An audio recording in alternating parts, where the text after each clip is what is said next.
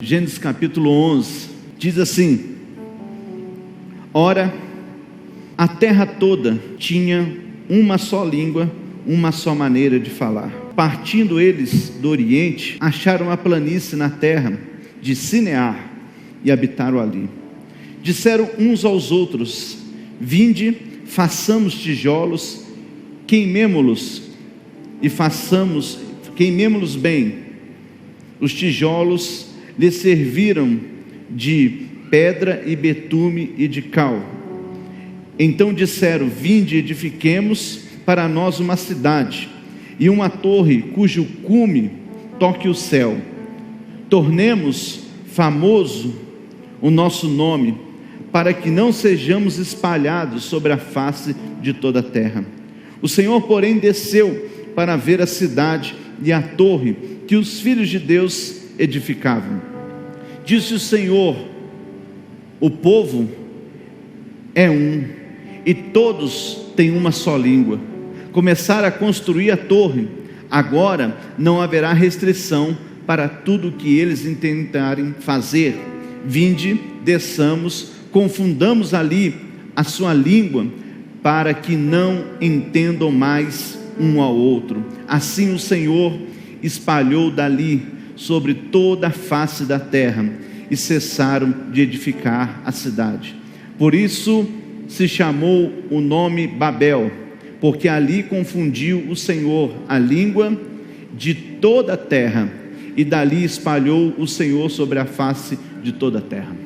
É interessante esse texto de Gênesis capítulo 11, que você vai ver Deus interferir diretamente no projeto de um homem, dos homens. Nós vamos ver que eles se unem para construir algo, e Deus reconhece que aquela união poderia fazer eles construir qualquer coisa, não haveria limites para eles. Mas o problema, de repente, é você dizer assim: nossa, mas por que Deus está fazendo isso? Se eles estão unidos, se eles estão em uma só visão, em um só espírito, por que Deus está interferindo numa situação dessa? Não é, pastor Marcelo? Porque se Deus é um Deus de unidade, se Deus quer que nós falemos as mesmas línguas, que nós tenhamos o mesmo propósito, o mesmo objetivo dentro do nosso coração, por que Deus interferiu nisso? Porque o que eles estavam construindo, a intenção deles de se unir era muito boa, mas o propósito deles era se defender de Deus, de uma ação provável de Deus. Ou seja, eles estavam esquecendo da aliança que Deus havia firmado com Noé. Quando Deus envia o dilúvio, quando chove 40 dias e 40 noites, e depois passa um período para que as águas se baixem, Deus estava decidindo se iria destruir a terra ou não, se iria destruir a humanidade ou não. E Deus decidiu novamente dar uma oportunidade à humanidade. Então Deus, ele faz um pacto com Noé. E qual é o pacto que ele faz com Noé? Ele diz: olha, eu não vou destruir mais a terra com água, eu não vou destruir mais a humanidade através da água. Eu vou colocar um arco sobre a terra, sobre os céus, e esse arco, todas as vezes que você enxergar esse arco, você vai ver que eu vou me lembrar da aliança que eu fiz com você, de não destruir mais os homens com água. Ou seja, eles tinham uma palavra já empenhada do Senhor sobre eles. Deus já tinha uma palavra. Deus não volta atrás daquilo que Ele diz. Aquilo que Deus disse, assim se fará. Deus não retrocede nas suas promessas. Deus, ele não retrocede nas suas alianças. Deus, ele é fiel em todo tempo e em todo momento. Mas nós precisamos nos atentar, porque esse texto é um espelho do que o diabo quer construir na nossa vida. Deus enxergou o propósito e viu que o propósito era nocivo.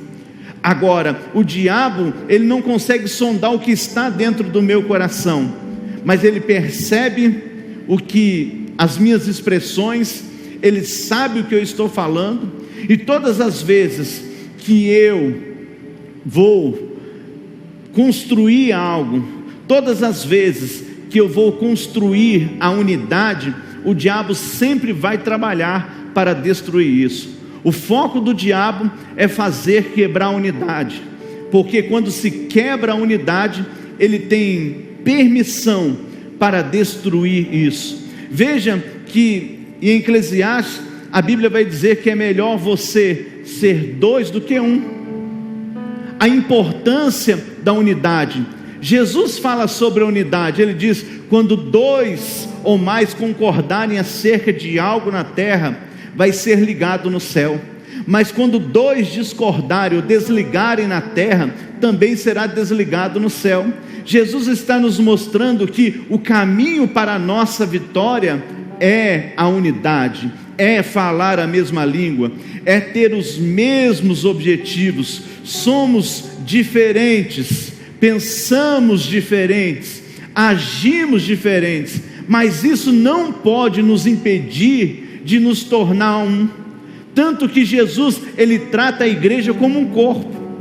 E o que ele está dizendo? Olha, o que é um corpo? Ele é cheio de membros. Eu, por exemplo, estou aqui, eu posso deixar a minha roupa na minha casa, eu posso deixar o meu sapato na rua, mas eu não tenho como partir meu corpo e deixar parte lá e parte aqui. Ou eu estou de corpo inteiro, ou eu não vou estar aqui ao mesmo tempo. Nós precisamos entender que a unidade é o que muda a nossa vida. A unidade dentro da sua casa é o que vai salvar a sua casa. A unidade dentro da sua empresa é o que vai salvar a sua empresa da falência. A unidade dentro do seu ministério é o que vai fazer ele prosperar e romper. O que vai fazer você acontecer é a unidade, é você falar a mesma língua. Quando eu falo falar a mesma língua, não é eu falar português, nele inglês, não é isso, é nós termos o mesmo propósito, o mesmo objetivo, é nós desejarmos chegar no mesmo lugar, é nós traçarmos uma estratégia em concordância e seguir aquela estratégia, é nós sermos unidade nas nossas orações, é nós falarmos com Deus sobre as mesmas coisas. Veja que nós aqui da igreja, nós temos um objetivo e nós oramos, olha, já faz tempo que nós estamos orando sobre algumas coisas aqui, e agora quando você vê acontecendo, às vezes as pessoas acham, é fruto de uma mesma coisa. Um dia eu fui questionado assim, por que nós oramos sempre pelas mesmas coisas? Eu disse, porque a oração ela só pode parar quando ela acontecer. Enquanto ela não acontece, a oração ela deve ser contínua. E por exemplo, nós oramos pelo prédio da Angef, aquele prédio da entrada de Cruzeiro. Nós oramos já também pelo prédio do INSS, nós oramos pelo prédio da CCC, agora nós estamos orando pelo frigorífico, nós estamos orando pelo prédio da Cestine, porque algumas coisas vão começar a sair no próximo relógio de oração. Nós não vamos orar mais para o prédio do INSS, porque ali vai ser a sede da prefeitura, mudou. Nós não vamos mais orar pelo prédio da GEF, porque ali vai ser o shopping da cidade de Cruzeiro. Glória a Deus por isso. Ou seja, quando nós começamos a entrar em unidade diante do Senhor, as coisas começam a mudar na nossa vida. Você quer que a sua casa mude? Você quer que a sua vida mude? Você quer que as coisas sejam transformadas na sua vida? Comece a falar a mesma língua, comece a traçar os mesmos objetivos, comece a buscar da mesma forma e da mesma intensidade, para que as coisas comecem a acontecer na sua vida. Senão você vai ficar paralisado e frustrado. Antigamente, aqui na igreja, aqui na cidade, lá no Bosque, eu não sei se tem ainda, mas quando eu era bem criança, nós íamos no Bosque. O Bosque era bem ativo, né? E aí tinha ali, se você era rico, você andava de pedalinho. Se você era pobre, você tinha que andar de canoa. A verdade é que o ingresso era diferente, o valor. O pedalinho custava mais. Então, quando a gente não tinha muito dinheiro, quando muita gente dava uma voltinha na canoa. E aí você entrava na canoa, não tinha aqueles botes vermelhos salva-vida que o pessoal põe hoje para você entrar, não tinha nada desses negócios não. Você entrava lá, eles te davam, entrava você e mais 2 ou mais 3, te davam um remo na mão e falava assim, começa a remar. Ele te empurrava e falava, rema. Só que o interessante é que quando nós começávamos a remar, um remava de um jeito, outro remava do outro. E sabe o que acontecia? A canoa, ela começava a rodopiar, mas ela não saía do lugar. Como é que a canoa começava a andar, e você ia para o meio, e gostava de passar debaixo daquela passarela que tinha lá? Como é que você fazia isso? Quando você remava da mesma forma, da mesma intensidade do que o outro, você sincronizava os movimentos, e aí você começava a avançar. É a mesma coisa que os céus quer de você, quer que você sincronize a sua ação com a vontade de Deus. Deus quer que você sincronize hoje a sua voz com a voz da pessoa que está ao seu lado. Deus quer que você se conecte ao coração do que está ao lado seu, e comece a crer, a profetizar as mesmas coisas, para que as coisas comecem a acontecer na sua vida. Porque enquanto você diz, eu quero amarelo, a outra eu quero roxo, eu quero preto, eu quero lilás, sabe o que acontece? Nada acontece. Você rodeia e não sai do lugar. Mas quando nós começamos a olhar para as coisas e começamos a declarar juntos sobre coisas, quando nós começamos a declarar vida sobre coisas, quando nós começamos a declarar que as coisas vão acontecer, quando nós entramos em unidade, o céu começa a entrar em ação a nosso favor, a mão de Deus começa a operar a nosso favor. E talvez você ainda não está entendendo. Deus me trouxe aqui nessa noite para dizer a você que é tempo de quebrar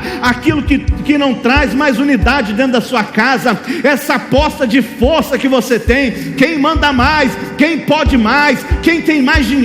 Deus está dizendo para você, não, eu quero dizer, você pode ter dinheiro, mas você pode não ser bem sucedido. Eu quero dizer para você que você vai se tornar bem sucedido quando você começar a falar as mesmas línguas, porque quando vocês tiverem o mesmo objetivo, porque as coisas vão começar a sair do papel. Existem planos, projetos na sua vida que não aconteceram ainda, porque Deus não te ouve, Deus não quer agir na sua vida, Deus não quer operar na sua vida. Não, Deus quer operar na sua vida, mas ainda não encontrou o que? Unidade. A unidade ainda não foi gerada, a palavra uníssona ela não foi proclamada, e hoje é um tempo em que nós vamos quebrar esse espírito que age, que não nos permite nos tornar unidos. Se nós nos unirmos, nada vai poder nos parar.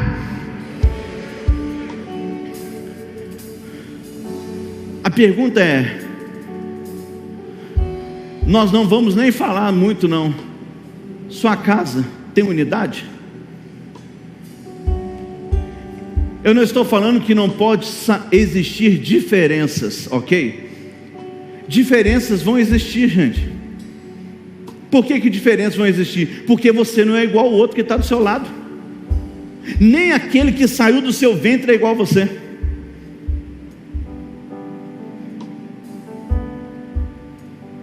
Então qual é o problema? As divergências e diferenças, elas vão existir, e existem momentos que elas são necessárias na nossa caminhada. Agora, isso não pode tirar o foco da onde você quer chegar.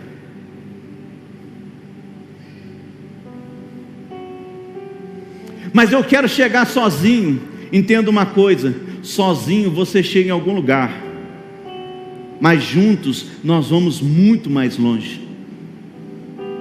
Juntos você vai romper limites que antes não foram rompidos por antepassados de vocês. A unidade é a chave da sua vitória.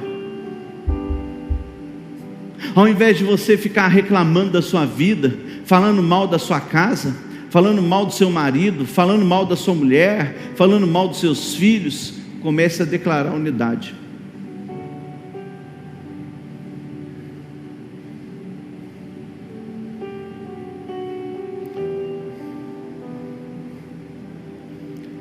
A unidade é que vai mudar a sua vida.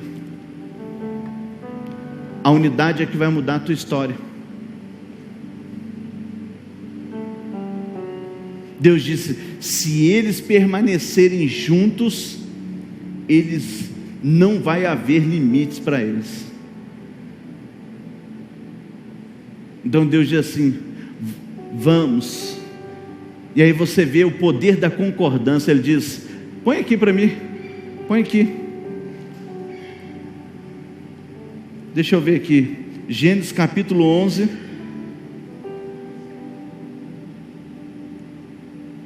versículo 7. 11, 7. Aqui a versão parece até mais: eia, desçamos e confundamos ali a sua linguagem, para que não entenda a língua do outro. Na minha versão, ela é um pouquinho diferente. Ela vai dizer o seguinte: vinde e desçamos e confundamos ali a sua língua, para que não entendam mais um ao outro. O que Deus está falando aqui? Ele está falando no plural. Ele está conversando com alguém. Ele está concordando. Ele está dizendo assim: vamos entrar em concordância e vamos descer ali.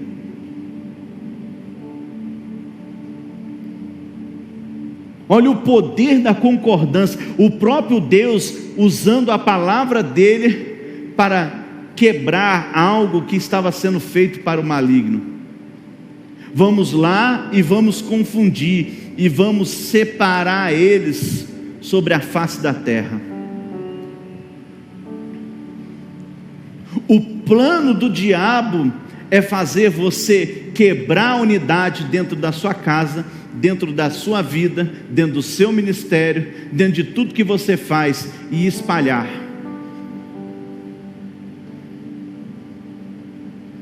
Porque quanto mais espalhado você estiver, quanto mais sozinho você estiver, mais fácil você fica para ele te destruir. Quanto mais juntos nós estamos, mais dificuldade ele tem para nos vencer, mais dificuldade ele tem para tentar nos impedir, mais dificuldade ele tem para tentar alguma coisa para nós não rompermos. Ou seja, nós precisamos mudar a nossa vida e a nossa mentalidade. Nós somos muito individuais. Nós só pensamos em nós. E às vezes nós somos casados e nós somos oportunistas, só pensamos em nós. Não é quando você come uma barra de chocolate escondido das suas crianças, não. Isso é normal às vezes. Às vezes você quer um pouco de paz, né? Quem tem filho sabe o que eu estou falando. Às vezes você quer comer uma barra de chocolate tranquilo, mas se alguém vê, alguém fica assim: dá um pedaço. E a hora que você vê, traz um quadradinho para cá, um quadradinho de cá, um quadradinho de lá, o que você vê, acabou. Não é isso não. Às vezes nós queremos vencer para mostrar para o outro assim: eu venci, está vendo? Eu não preciso de você.